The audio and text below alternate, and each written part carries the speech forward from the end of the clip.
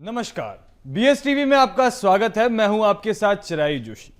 सियासत निरंतर चलने वाली प्रक्रिया है। अब बात होगी देश प्रदेश की सियासत की, बात होगी सियासत के सियासतदानों की, अब बात होगी राजनीतिक उठापटक की, प्रदेश के तमाम राजनीतिक मुद्दों की।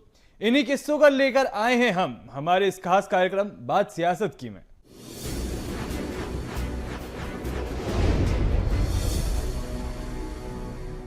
छत्तीसगढ़ में महिला सुरक्षा को लेकर खूब सियासत हो रही है। बीजेपी और कांग्रेस के बीच महिला सुरक्षा को लेकर टकरार जारी है। बीजेपी नेत्री राधिका खेड़ा और कांग्रेस राज्यसभा सांसद फूलोदेवी नेताम पार्टी के भीतर महिलाओं की स्थिति को लेकर एक दूसरे पर वार किए जा रहे हैं। देखिए रिपोर्ट। छत्तीसगढ़ में बढ़ते अपराध को लेकर सियासत तेज। कांग्रेस के भीतर महिला कार्यकर्ता सुरक्षित। राधिका खेड़ा ने कांग्रेस के शीर्ष नेतृत्व पर दागे सवाल। फूलोदेवी नेताम ने राधिका खेड़ा से किया सवाल। पार्टी में रहते हुए चुप क्यों थी राधिका खेड़ा? छत्तीसगढ़ में इन दिनों कानून व्यवस्था को लेकर सूबे की सियासत गर्मा गई है।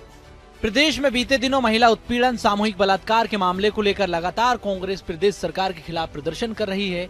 प्रदेश सरकार जिस तरह से काम कर रही है उसको लेकर कांग्रेस का कहना है कि प्रदेश में कानून व्यवस्था आउट ऑफ कंट्रोल हो गई है। लेकिन विपक्ष लगातार इन मुद्दों को उठा रहा है, प्रदर्शन कर रहा है, आंदोलन कर रहा है। उसके बावजूद कानून व्यवस्था पटरी पर नहीं आ रही है।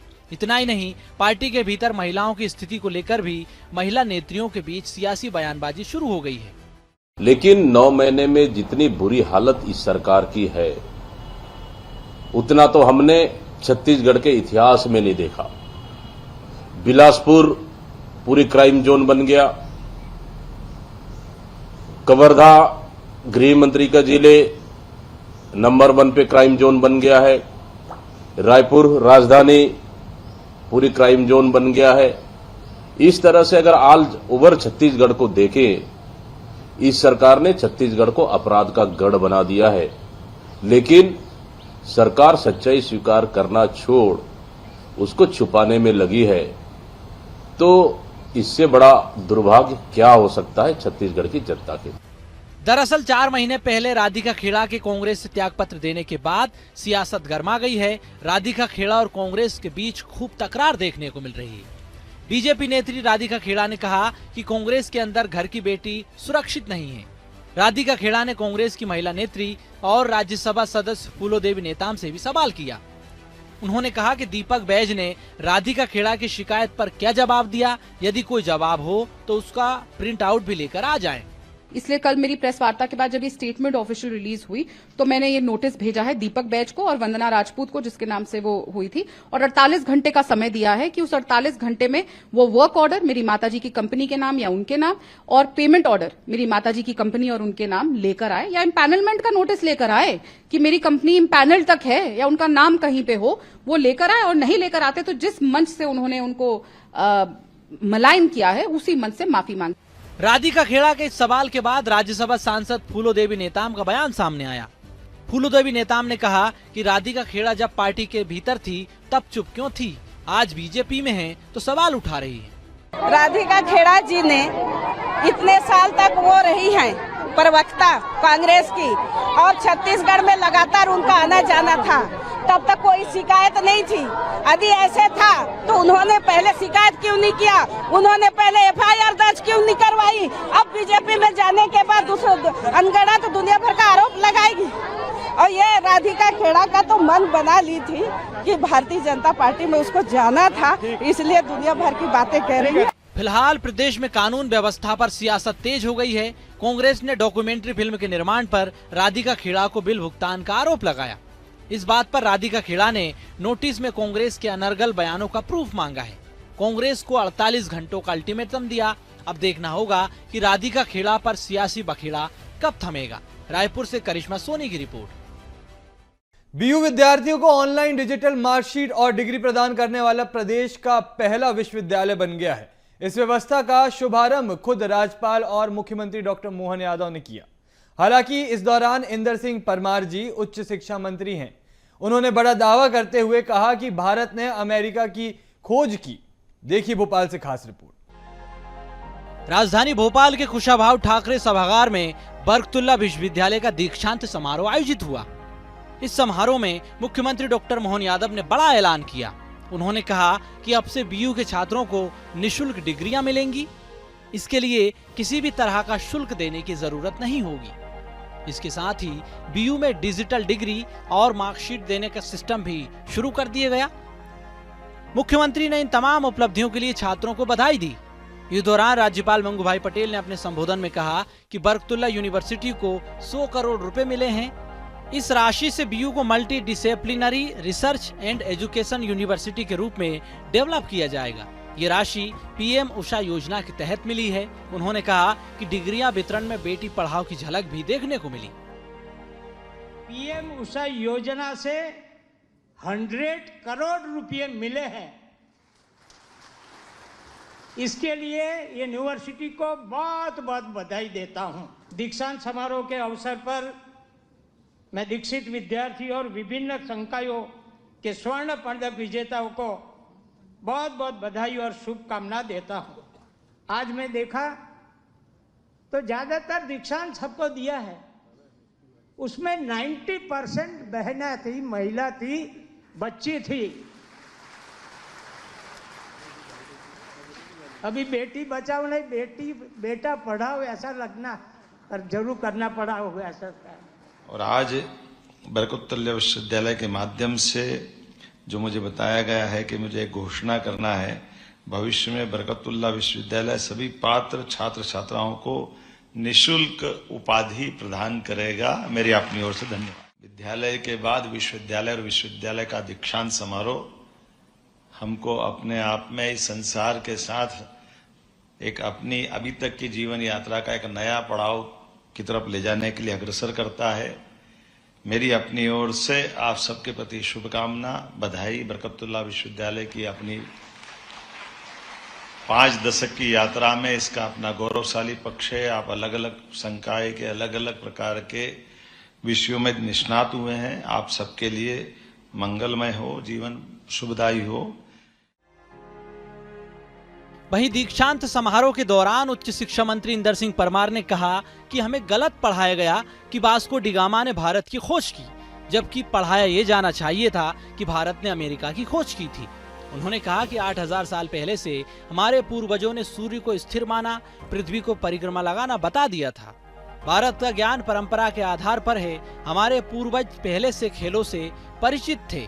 खुदाई में खेलों के मैदान मिले हैं। अब यदि किसी को पढ़ाना ही होता तो सही पढ़ाना था कि यदि अमेरिका की खोज थी तो भारत में हमारे पूर्वजों ने की है, हमारे पुरखों ने की है। कोलंबस ने अमेरिका की खोज नहीं की और हम गए तो हमने वहां की संस्कृति, माया संस्कृति वहां चलती थी, उसके साथ मिल करके उनका विकास में सहयोग दिया है। ये भारत का चिंतन और दर्शन है जिसको विद्यार्थियों को पढ़ाने की जरूरत थी। 8000 साल पहले जिन्होंने ऋग्वेद को लिखा है, ऋग्वेद में लिखा है चंद्रमा पृथ्वी के यानी अपने मातृ ग्रह के चक्कर लगाता है और मातृ ग्रह यानी पृथ्वी अपने पितृ ग्रह सूर्य के चक्कर लगाता है। यानी हमारे पूर्वजों ने पहले से ही सूर्य को स्थिर माना है और बाकी पृथ्वी चंद्रमा सब घूमते हैं, चक्कर लगाते हैं। आज का वैज्ञानिक दृष्टिकोण जिस बात को कहता है हमारे पूर्वजों ने अपने शास्त्रों में लिखा है। वहीं दीक्षांत समारोह के दौरान हायर एजुकेशन को किस तरीके से तकनीकी तौर पर मजबूत करना है, इस पर भी प्रकाश डाला गया।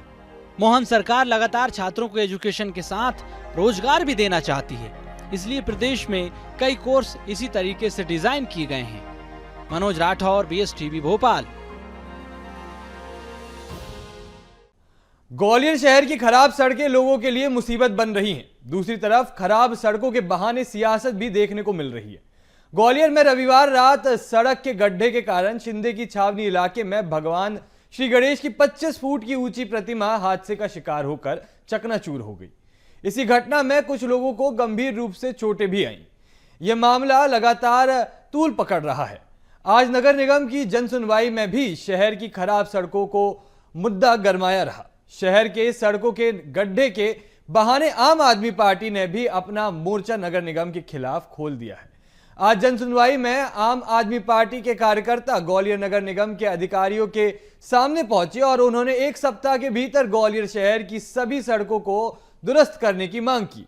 इतना ही नहीं, आम आदमी पार्टी के कार्यकर्ताओं ने चेतावनी दी है कि अगर एक सप्ताह के अंदर शहर की खराब सड़क नहीं सुधरी तो वो सड़कों के गड्ढों पर बीजेपी का झंडा लगाकर प्रदर्शन करेंगे। देखिए रिपोर्ट। भगवान भी होने लगे सड़क हादसों के शिकार। खराब सड़क से बिगड़ा बैलेंस, विशाल मूर्ति के नीचे दब गए कई भक्त, हाथों से खींच रहे थे ट्रॉला, सड़क के गड्ढे में फंस गया पहिया। ऊर्जा मंत्री ने लिया संज्ञान, विपक्ष ने सरकार को घेरा। ग्वालियर में खराब सड़क बार बार हादसे का कारण बन रही है, लेकिन ग्वालियर नगर निगम उन सड़कों को दुरुस्त करने में अब तक नाकाम साबित हुई। उसका खामियाजा भगवान तक को भुगतना पड़ा। गणेश उत्सव के लिए शहर के शिंदे की छावनी खल्लासीपुरा में गणेश पंडाल में स्थापित करने बड़े धूमधाम के साथ 25 फीट की गणेश जी की प्रतिमा लाई जा रही थी। प्रतिमा सड़क के गड्ढे की वजह से टूट गई। इतना ही नहीं, इस घटना के कई लोगों पर जान पर भी बनाई थी। घटना ने नगर निगम की किरकिरी कर दी। इस घटना के बाद आम आदमी पार्टी भी मुखर होकर आरोप लगा रही है कि शहर में नगर निगम की एक भी सड़क ऐसी नहीं है जिस पर गड्ढे ना हो। इन गड्ढों के कारण लोग गंभीर हादसों का शिकार हो रहे हैं, लेकिन नगर निगम के अधिकारी इन घटनाओं के बावजूद भी बिल्कुल गंभीर नहीं है। इसलिए जन सुनवाई में उन्हें ज्ञापन देकर चेतावनी दी गई है। अगर एक सप्ताह में शहर की सड़क ठीक नहीं हुई तो परिणाम ठीक नहीं होंगे। ये शहर की सड़कों के गड्ढे में बीजेपी के झंडे लगाकर प्रदर्शन करेंगे। गड्ढों की वजह से सिंधी छावनी के आसपास एरिया में वो मूर्ति, भव्य मूर्ति गिर के खंडित हो गई और उसमें कई लोग दब भी गए, जिससे पूरा हिंदू समाज आहत हुआ। इसके अलावा ग्वालियर का पूरे देश में, प्रदेश में बदनामी हुई और ये टूटी सड़कों को लेके यहाँ नगर निगम प्रशासन की कान पे जू नहीं रह रही। आम आदमी पार्टी की चेतावनी के बाद ग्वालियर नगर निगम के अधिकारी शहर की सड़कों को जल्द दुरुस्त कराने की बात कह रहे हैं। आज आम आदमी पार्टी से उनके प्रतिनिधि आए थे। उन्होंने बताया कि पूर्व में भी उन्होंने ज्ञापन दिया था। तमाम जो पूर्व की घटनाएं उसका उल्लेख करते हुए जो हमारी सड़कें बारिश के कारण खराब हुई थी उनको ठीक कराने का पहले भी उन्होंने ज्ञापन दिया था। उसको कंप्लायंस के लिए आए थे और आज फिर उन्होंने ज्ञापन दिया कि उसमें शीघ्र से शीघ्र कार्रवाई कराएं। तो उनको यही बताया गया है कि निगम की जो भी संधारित सड़कें हैं पूरे नगर निगम क्षेत्र में, जैसे अन्य विभाग भी संधारित करता है, लेकिन निगम जो संधारित करता है उन सड़कों में निरंतर प्राथमिकता से हम लोग कार्य कर रहे हैं। और अभी त्योहारी सीजन को लेकर जो प्रमुख मार्ग है जिसपे सारी गतिविधियां होंगी वो हमारी सर्वोच्च प्राथमिकता में है, उसको हम लोग निरंतर ठीक कर रहे हैं। तो एसीपीआर की टीम पूरी तरह लगी हुई है। वहीं गणेश प्रतिमा गिरने की घटना पर मंत्री प्रद्युम्न सिंह तोमर ने क्या कहा, आइए सुनवाते हैं। निश्चित रूप से मूर्ति गिरी, मैं वहाँ सूचना मिली, मैं गया, उस मूर्ति का विधिवत तरीके से विसर्जन कराया गया। नई मूर्ति को लाने के लिए सहयोग राशि दी गई। उन घायलों के लिए मंत्री स्वच्छंदान से आर्थिक स्वच्छंदान की देने की घोषणा की, कागज मिलते ही उनको मिलेगा। ऐसी पुनरावृत्ति पुनः न हो इसके निर्देश नगर निगम कमिश्नर और कलेक्टर दोनों को दिए हैं। इसका एक निश्चित रूप से प्रोटोकॉल बनना चाहिए, पहले से सूचना होनी चाहिए। इतनी बड़ी मूर्ति आ रही है तो उस मूर्ति तारों से न टकराए, कोई दुर्घटना ना घटे। सड़क का गड्ढा रोड पे पानी की लाइन के खोदने के कारण हुआ, जिस एजेंसी ने किया उसके खिलाफ तो कार्रवाई की जाएगी। हालांकि ग्वालियर शहर की सड़क बारिश में गड्ढे में तब्दील हो चुकी है। ग्वालियर शहर का शायद ही ऐसा कोई इलाका हो जहां की सड़क गड्ढा मुक्त हो। शहर की सड़कों पर गड्ढों के कारण चलना मुश्किल है। नगर निगम शहर की सड़कों को दुरुस्त करने के लिए पैच वर्क कर रहा है, वो भी सिर्फ दिखावे के लिए। ऐसे में देखना दिलचस्प होगा कि अगर एक सप्ताह के भीतर शहर की सड़कों के गड्ढे नहीं भरे तो आम आदमी पार्टी अपना क्या रुख अपनाएगी। आम आदमी पार्टी ने जो कहा वो करेगी तो ग्वालियर का सियासी पारा और चढ़ेगा। मध्य प्रदेश में कांग्रेस ने प्रदेश भर में किसान न्याय यात्रा की शुरुआत कर दी है। इस यात्रा को कृषि मंत्री ऐदल सिंह कंसाना ने किसान अपमान यात्रा बताया है। किसान क्यों कर रहे हैं प्रदर्शन, इसी पर देखिए हमारी खास रिपोर्ट। मध्य प्रदेश में कांग्रेस ने प्रदेश भर में किसान न्याय यात्रा की शुरुआत कर दी है। इस यात्रा को कृषि मंत्री ऐदल सिंह कंसाना ने किसान अपमान यात्रा बताया है। उन्होंने कहा कि मध्य प्रदेश का किसान खुशहाल है। इस सरकार में किसानों को कोई परेशानी नहीं है। कांग्रेस जबरन मुद्दा बनाने का प्रयास कर रही है। आजादी के बाद 50 साल तक केंद्र और राज्यों में कांग्रेस की सरकार रही। उस दौरान कांग्रेस ने किसानों के साथ न्याय क्यों नहीं किया? उन्होंने कहा कि सरकार ने अपने संकल्प पत्र में एमएसपी को लेकर जो वादे किए हैं उन्हें पूरा किया जाएगा। अभी सरकार को 8 महीने हुए हैं, बाकी के 4 सालों में किसानों के लिए मोहन और मोदी सरकार बहुत कुछ काम करेगी। देश आजाद हुए 78 साल हो गए और देश पे राज इन्होंने 50 साल किया। जब 50 साल देश पे राज किया, जब इनको किसानों की याद नहीं आई, जब इनको महिलाओं की याद नहीं आई, आज जब भारतीय जनता पार्टी की सरकार प्रदेश में 20 वर्षों से है और सुचारू रूप से चल रही है, महिलाओं का ख्याल रख रही है, महिलाओं का सम्मान कर रही है, चाहे वो लाडली बहना हो, चाहे वो लखपति किसान दीदी हो, और चाहे किसान की मध्य प्रदेश की फसल सोयाबीन की ये अव्वल नंबर पे आ रही है हिंदुस्तान में। और अब ये किसान की न्याय यात्रा, ये किसान की न्याय यात्रा नहीं, हमारे किसान का अपमान यात्रा है। कृषि मंत्री इंदल सिंह कंसाना के किसान न्याय यात्रा पर दिए गए बयान पर नेता प्रतिपक्ष उमंग सिंघार ने पलटवार किया। उन्होंने कहा कि कांग्रेस की सरकार में किसानों को समय पर खाद बीज उपलब्ध होता था। जब से बीजेपी की सरकार आई है किसान परेशान हो रहा है। अगर कांग्रेस किसानों की मांग कर रही है तो इसमें दिक्कत क्या है? किसानों से एमएसपी का जो वादा किया था लेकिन अभी तक सरकार ने पूरा नहीं किया। दूसरे राज्यों में सोयाबीन की खरीदी शुरू हो गई है लेकिन मध्य प्रदेश में अब तक क्यों नहीं हुई? साथ ही बड़े नेताओं की किसान न्याय यात्रा से दूरी पर कहा कि ऐसा कुछ भी नहीं है। दिग्विजय सिंह और कमलनाथ जी समय समय पर कांग्रेस की बैठकों में आते हैं, प्रदर्शन में भी शामिल होते हैं। देखिए, किसान को हमेशा जो सब्सिडी रेट पे चाहे यूरिया हो, डीएपी हो, देश के अंदर इतने सालों के अंदर हमेशा मिलता रहा।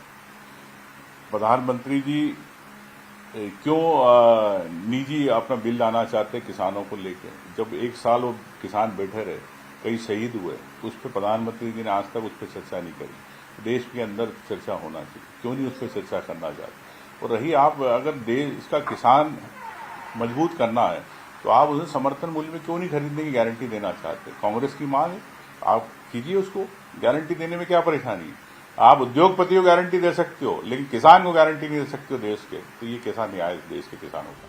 मध्य प्रदेश में बीजेपी दावा कर रही है कि उनके कार्यकाल में किसान खुशहाल हैं, तो वहीं कांग्रेस का दावा है कि किसानों को उनकी फसल का उचित मूल्य दिलाने में बीजेपी नाकाम साबित हो रही है।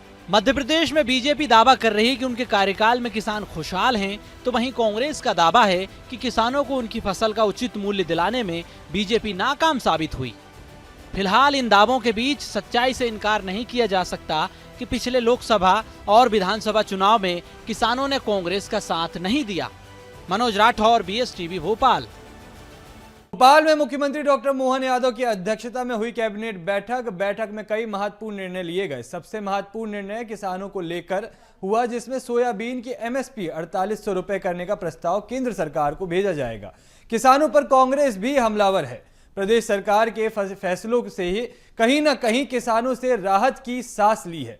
इसी पर देखिए हमारी खास रिपोर्ट। सोयाबीन की MSP 4800 रुपए करने केंद्र में भेजेंगे प्रस्ताव। अब PS नहीं, मंत्री होंगे निगम मंडल के अध्यक्ष। बीड़ी उद्योग को बढ़ावा देने की कार्य योजना पर विचार।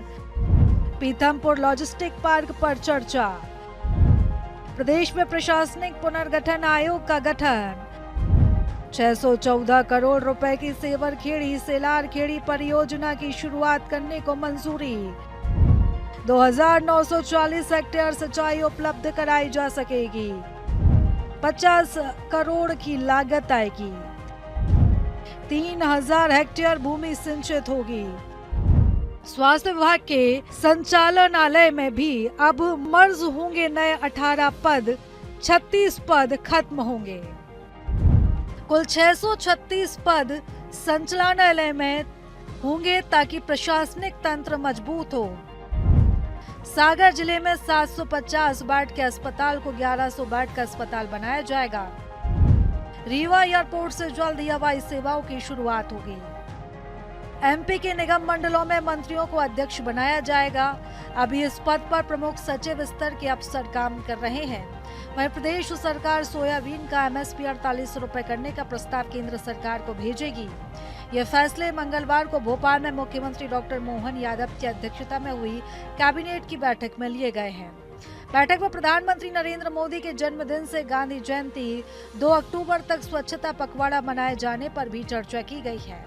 कैबिनेट बैठक में कई अहम प्रस्तावों पर मोहर लगी है। कि 78 के बाद मध्य प्रदेश में कोई एयरपोर्ट नहीं बना था, पर हमारे यशस्वी मुख्यमंत्री डॉक्टर मोहन यादव जी के प्रयास से और हमारे डिप्टी सीएम श्री राजेंद्र शुक्ला जी के प्रयास से रीवा में एक नया एयरपोर्ट स्वीकृत किया गया है।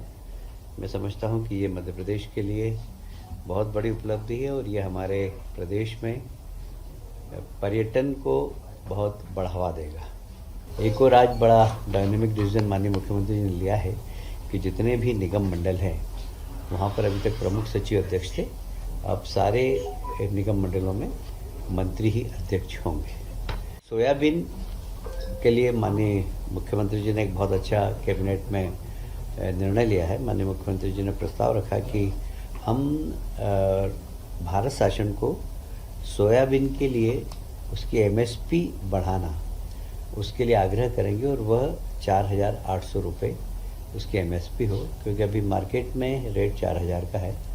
तो किसानों में उसको लगता है कि उत्पादन हमारा बहुत हुआ है, अच्छा उत्पादन हुआ भगवान की दया से, पर उन्हें रेट नहीं मिल रहे हैं, इसलिए ज़रूरी कि उनको अच्छे रेट मिले। इसलिए राज्य सरकार स्वयं पहल कर रही है अपनी ओर से कि एमएसपी में रेट बढ़ाकर 4,800 रुपये प्रति क्विंटल किया जाए। अपने अपने प्रभार के जिलों में भौगोलिक स्थिति को देखकर, उसकी जनसंख्या को देखकर किस प्रकार उसका सीमांकन कर सके, पुनर्निर्धारण कर सके हम, इसके लिए सभी प्रभारी मंत्री अपने अपने क्षेत्रों में इस पुनर्गठित आयोग के माध्यम से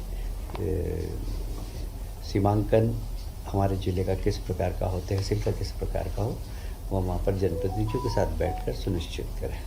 उज्जैन में माँ शिप्रा नदी है और शिप्रा नदी का जो सोर्स था पानी का वो अब नहीं रहा, पर उसमें निरंतर प्रवाह रहे, ये वहाँ के संत समाज की बहुत दिनों से मांग थी। तो अब हमने वहाँ पर एक परियोजना जिसकी लागत 614 करोड़ रुपए है, इसके माध्यम से हम इस जलाशय सेलारखेड़ी जलाशय की ऊंचाई बढ़ाकर जल संग्रहण क्षमता बढ़ाएंगे और समय समय पर शिप्रा जी में पानी छोड़कर उसका प्रवाह 12 महीने अच्छा बना रहे, इसकी कोशिश करेंगे। ये सरकार का बड़ा डायनेमिक डिसीजन है और मैं समझता हूँ कि इससे प्रदेश की धार्मिक जनता और विशेषकर साधु संत को जो आग्रह था, उनको इस निर्णय से काफ़ी प्रसन्नता होगी। भारतमाला परियोजना के अंतर्गत आप सभी जानते हैं मल्टी मॉडल लॉजिस्टिक पार्क बन रहे हैं, तो एक पीतमपुर में मल्टी मॉडल लॉजिस्टिक पार्क बन रहा है जिसकी लागत लगभग 1,111 करोड़ है। इसमें भारत सरकार और राज्य सरकार की राशि 353 करोड़ है और बाकी एंटरप्रेन्योर इसमें जो लगाएगा उस 758 करोड़ रुपये लगाएगा। इसमें तीनों ही प्रकार की सुविधा, ड्राई पोर्ट है वहाँ पर रेलवे के माध्यम से भी आवागमन होगा और एक बहुत वृहद लॉजिस्टिक पार्क बनने वाला है जिससे हमारे औद्योगिक संस्थानों को वहाँ पर बहुत लाभ होगा और लगभग इसमें 4,500 लोगों को रोजगार भी मिलेगा। ये एक मध्य प्रदेश के औद्योगिक क्षेत्र के विकास में एक बहुत बड़ी महती भूमिका अदा करेगा। एमपी के किसान सोयाबीन के दाम 6,000 रुपए प्रति क्विंटल किए जाने की मांग को लेकर आंदोलन कर रहे हैं। कांग्रेस उनके समर्थन में जिलों में किसान सम्मेलन कर रही है। अलग अलग किसान संगठन से लेकर गांवों तक प्रदर्शन कर रहे हैं। इस बीच डॉक्टर मोहन सरकार ने सोयाबीन का न्यूनतम समर्थन मूल्य 4,800 रुपए प्रति क्विंटल करने का प्रस्ताव केंद्र सरकार को भेजा है। उधर कांग्रेस ने मंदसौर से किसान न्याय यात्रा की शुरुआत की है। सबसे ज्यादा आत्महत्या करने वाला प्रदेश मध्य प्रदेश बना दिया किसान आत्महत्या का। ये जो आत्महत्या करने वाला हमारा परिवार का साथी है, ये देश की आम जनता को, प्रदेश की आम जनता को सेना पे सेवा करते हुए सैनिक को अनाज खिलाने के लिए अपने और अपने परिवार को झोंक देता है। ये आत्महत्या करता हुआ किसान आत्महत्या करने वाला नहीं है, ये शहादत देने वाला है। दरअसल पिछले कई सालों से सोयाबीन का बाजार मूल्य न्यूनतम समर्थन मूल्य से ज्यादा होता था। ऐसे में किसान मंडी में व्यापारियों को जब सोयाबीन बेचते थे तो तब उन्हें दाम अच्छे मिलते थे, लेकिन इस बार सोयाबीन की फसल आने से पहले मंडियों में भाव बहुत कम है। ऐसे में किसानों को मंडियों में 3000 से 4000 के बीच ही सोयाबीन के दाम मिल पा रहे हैं। वहीं सरकार के फैसले के बाद अब शायद किसान खुश होंगे, क्योंकि किसान कई दिनों से मांग कर रहे थे कि उनकी मांग को मध्य प्रदेश सरकार ने स्वीकार किया है। बात सियासत में आज के लिए बस इतना ही। बने रहिए BSTV के साथ। नमस्कार।